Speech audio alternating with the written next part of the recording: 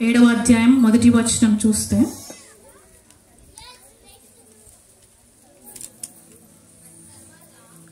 అటు తర్వాత ఆయనని చంప వెదికినందున యేసు యూదేయలో సంచరింపనొల్లక గలిలయలో సంచరించుచుండు. యూదుల పర్ణశాల పండుగ సమీపించిన కనుక ఆయన సహోదరులు ఆయనను చూచి, నీవు చేయించిన క్రియలు నీ శిష్యులు చూచినట్లు ఈ స్థలం విడిచి యూదేకు వెళ్ళాం. మొదటి వచనం ఏముందంటే యూదులు ఆయన చంప వెతుకుతున్నారని అందరూ తెలుసు. అవునా? యూదులందరూ యేసుప్రభుని చంప వెతుకుతుంటే యేసుప్రభు యొక్క బ్రదర్స్ ఏం చేయాలి? కాపాడాలి, భద్రపరచాలి. కానీ వాళ్ళు ఏమంటున్నారు? నువ్వు యూదయకి వెళ్ళిపో, నీ శిష్యులు చూసినట్లు నువ్వు యూదయ వెళ్ళిపో. అంటే ఇక్కడ ఆయన ఏమర్థమవుతుందంటే యేసుప్రభు బ్రతికుండాలని ఆశ వాళ్ళ సహోదరులకు లేనట్టు చూస్తుంది. 5వ వచనంలో చూస్తే ఆయన సహోదరులు ఆయన యందు విశ్వాసం ఉంచలేదు. ఏమైతుంది ఇక్కడ? సహోదరులు ఆయన యందు విశ్వాసం ఉంచలేదు. ఇది సెకండ్ థింగ్. మూడవది ఏం చేస్తున్నట్లయితే యేసు ప్రభువుని మతి చలించిందని కూడా అంటారు అనమాట. మార్కు సువార్త 3వ అధ్యాయం 20వ వచనం 21 చూస్తే,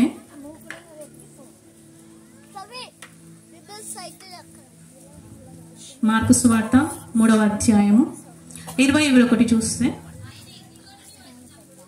ఆయన ఇంటిలోనికి వచ్చినప్పుడు జనులు మరలా గుంపు కూడి వచ్చారు కనుక భోజనం చేయటానికి నేను వారికి వీలు లేకపోయాను.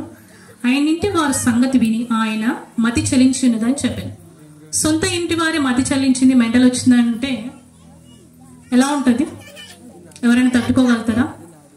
సో అలాంటి సిచ్యువేషన్లో యేసుప్రభు ఉన్నాడు. సొంత కుటుంబంలో ఉన్న బ్రదర్స్ సిస్టర్స్ ఎవరు కూడా సపోర్ట్ లేదు, నిందిస్తున్నారు, మతి చలించింది అంటున్నారు. అందుకనే తను ఎక్కువగా ప్రేమించిన నమ్మకంగా ఉన్నటువంటి యోహానుకు తన తల్లి బాధ్యత అప్పగించినటువంటి చూస్తున్నాం. ఈ అప్పగించిన సమయం కూడా తను ఏమీ హ్యాపీగా లేదు యేసుప్రభు. అవునా? తనేం హ్యాపీగా ఉన్నాడా? సిలువలో రక్తం కారుస్తూ, తలలో ముళ్ళ కిరీటం ఉంది, రక్తం కారుతుంది, చేతులలో మేకులు ఉన్నాయి, అప్పటికి ఎన్నో దెబ్బలు కూడా తిన్నారు. అంత శ్రమలలో తన తల్లి గురించి ఆలోచిస్తున్నాడు. మనము కూడా ఇప్పుడున్న మనకు ఎలాంటి ప్రాబ్లమ్స్ ఫేస్ చేస్తుండొచ్చు, ఫైనాన్షియల్గా కానీ హెల్త్ పరంగా కానీ మనం ఏదైనా ఫేస్ చేస్తున్నప్పటికీ మన యొక్క తల్లిదండ్రులను మనం ఇగ్నోర్ చేయొద్దు, వాళ్ళను విడిచిపెట్టద్దు. యేసుప్రభు మనకు ఒక మాదిరి చూయించి వెళ్ళారు, అదే మాదిరి మనం ఫాలో అవ్వాలి. అవునా? యేసు శిష్యులము మనము ఎలా ఉండాలంటే ఫాలో అవ్వాలంటే ఏం చూపిస్తున్నాడు దేవుడు ఇక్కడ? తల్లిని ఏ విధంగా చూసుకోవాలి, ఏ విధంగా అనేది ఇక్కడ చూపించినప్పుడు మనం దాన్ని ఫాలో అవ్వాలన్నమాట. యేసు ప్రభు వాళ్ళే మనము ఫాలో అవ్వాలి. యోహాను గురించి చూస్తే, యోహాను శిష్యుడని, యోహాను ప్రియమైన శిష్యుడని యోహాను సువార్తలో రాయబడి ఉంటుంది. మరి గెత్సెమనే తోటలో యేసు ప్రభుని పట్టుకున్నప్పుడు అందరూ పారిపోయారు. మేబీ యోహాను కూడా పారిపోయి ఉండొచ్చు. అక్కడ పారిపోయాడు, కానీ మళ్ళీ ఏం జరిగింది? మెల్లమెల్లిగా వాళ్ళను ఫాలో అవుతూ, దూరం నుండి ఫాలో అవుతూ రాత్రంతా జరిగింది చూస్తున్నాడు, ప్రొద్దంతా జరిగింది చూస్తాడు. చివరికి తన ప్రేమ, యేసు ప్రభు మీద ఉన్న ప్రేమను బట్టి సిలువ చెంతకు చేరాడు. సిలువ మరణము ద్రోహులకు, నేరం చేసిన వాళ్లకు చేసే పనిష్మెంట్, ఇచ్చే పనిష్మెంట్. అట్లాంటి వాళ్ళ దగ్గరికి ఎవరైనా వెళ్తే ఎవరు ఒప్పుకోరు, అంతా అంగీకరించారు. కానీ యోహాను దేవుణ్ణి ఎంతో ప్రేమించింది కాబట్టి తిరిగి మళ్ళీ యేసు దగ్గరికి, సిలువ దగ్గరకు వచ్చాడు. వచ్చింది దేవుడు అప్పగించిన తన బాధ్యతను రిజెక్ట్ చేయలేదు. నా తల్లి కాదు, నాకు ఆల్రెడీ తల్లి ఉంది, ఆమెను చూసుకోవాలి, నాకు బాధ్యత ఉంది, ఇది అడిషనల్ అవుతుందని ఒక్క మాట కూడా అక్కడ చెప్పినట్టు చూడలేవు.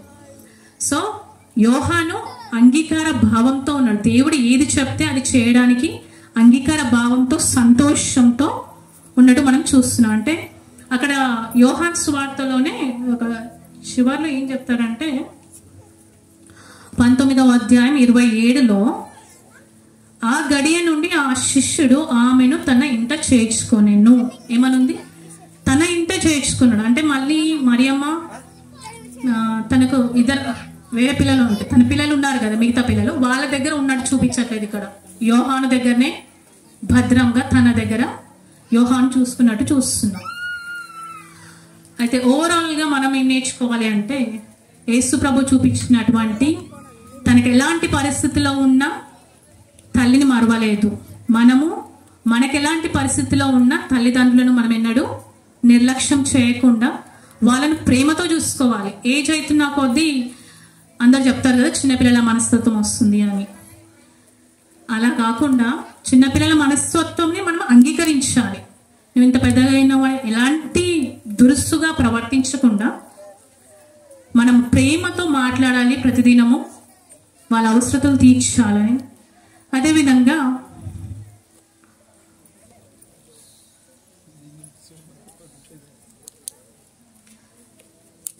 సామెతలు 23వ అధ్యాయం 25వ వచనం.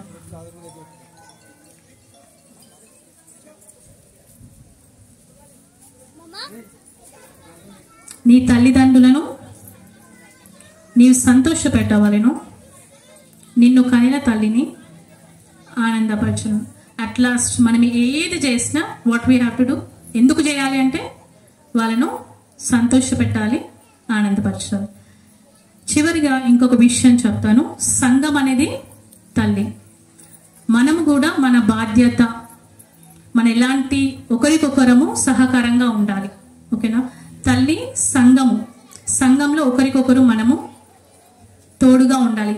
వీక్గా ఉంటారు కొంతమంది విశ్వాసంలో, వాళ్ళను బలపరిచే విధంగా, బలహీనతలో ఉంటారు, వాళ్ళ కోసం ప్రార్థించేవారుగా ఐక్యమత్యం కలిగి మనం సంఘంగా ముందుకు సాగాలి. సేవకుడు మనకి ఏదైతే బాధ్యత అప్పచెప్తాడో, యేసు ప్రభు తల్లి బాధ్యతను శిష్యునికి అప్పచెప్తాడు. దేవుని బాధ్యత మనకు వాక్యపూర్వకంగా మనకు సేవకుడు ఏదైతే అందిస్తున్నారో, సంఘం మనం అందరం కలిసి మన సంఘాన్ని నిలబెట్టుకోవాలి.